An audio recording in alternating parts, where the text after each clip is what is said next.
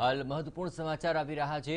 તપાસ સમિતિને લઈને એક મહત્વપૂર્ણ અપડેટ, જ્યાં શ્રેય અગ્નિકાંડ મામલે તપાસ તેજ થઈ, પણ તે મામલે જ આખરી તપાસ માટે નિમાયેલું જસ્ટિસ કે.એ. પૂંજ કમિશન મુલાકાત લેશે। આ ઉપરાંત આવતીકાલે આ કમિશનર શ્રેય હોસ્પિટલની મુલાકાત લેવાના છે અને સ્થળ તપાસ કરી સ્થિતિનો તાગ મેળવશે। આપણે જણાવીએ કે આ કમિશન હવે આ સમગ્ર મામલે કોણ ગુનેગાર છે તે પર નિષ્પક્ષ તપાસ શરૂ કરશે અને તેના માટે જ જે તપાસ માટે નિમાયેલું જસ્ટિસ કે.એ. પૂંજ કમિશન ઘટના સ્થળની મુલાકાત લેશે અને આખરે આ કમિશન શ્રેય હોસ્પિટલની મુલાકાત લેશે અને સ્થળ તપાસ કરી સ્થિતિ અંગે વધુ ચિતાર આગામી દિવસોમાં વ્યક્ત કરશે। આપણે જણાવીએ કે ટેકનિકલ એક્સપર્ટ્સ અને પોલીસ અધિકારીઓના પણ આ મામલે નિવેદન નોંધવામાં આવશે।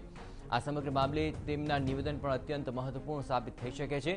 તપાસ માટે નિમાયેલું આ કે.એ. પૂંજ કમિશન તપાસ અધિકારીઓના પણ નિવેદન નોંધશે અને સાથોસાથ આ ઘટના સાથે જોડાયેલા તમામ લોકો જે છે તેના નિવેદન નોંધશે। વધુ વિગતે વાત કરી રહ્યા છે, જોડાઈ રહ્યા છે TV9 સંવાદદાતા સચિન પાટીલ।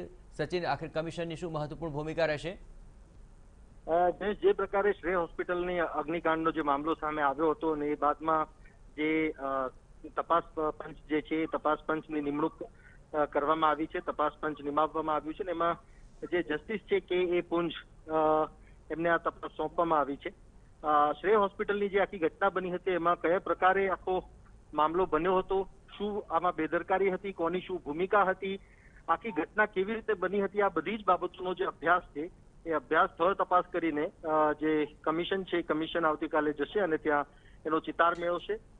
સાથે જ સાથે કારણ કે હોસ્પિટલ છે, હોસ્પિટલમાં આગ કયા કારણે લાગી, એમાં જે ઇન્સ્ટ્રુમેન્ટ હતા, કઈ કોની બેદરકારી રહી છે, ત્યારે એમની સાથે ટેકનિકલ એક્સપર્ટ્સની ટીમ હશે, સાથે જ સાથે પોલીસ અધિકારીઓ હશે અને જે પણ લોકો આની સાથે સંકળાયેલા છે, જે પણ લોકો એની સાથે કનેક્ટેડ છે, એ બધા જ લોકોના નિવેદનો પણ આમાં લેવામાં આવશે અને આ જે પ્રક્રિયા છે એ પ્રક્રિયા